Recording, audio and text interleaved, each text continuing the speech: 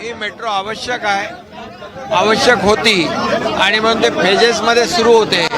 आदरणीय प्रधानमंत्री महोदयांना मी धन्यवाद देईन, त्यांचं अभिनंदन करीन की अतिशय महत्त्वाकांक्षी अशा मेट्रोचं आज शुभारंभ झाला आहे. पुणेकरांची ट्रॅफिक कमी करायला,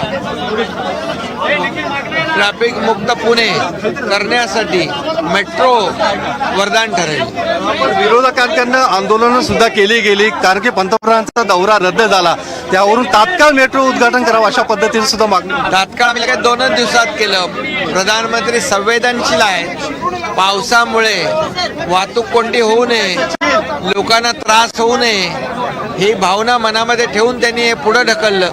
लगेच 2 दिवसामध्ये याची आवश्यकता, गरज किती आहे लक्षात घेऊन तात्काळ आज त्याचं लोकार्पण झालं. हे संवेदनशीलता विरोधकांमध्ये नाही आहे. प्रत्येक गोष्टीमध्ये राजकारण ही दुटप्पी भूमिका घेणारे विरोधक आहेत. त्यांच्यावर आम्हाला काय बोलण्याची आवश्यकता नाही. त्यांनी आरोप करावे, आम्ही काम करू. दादा आहेत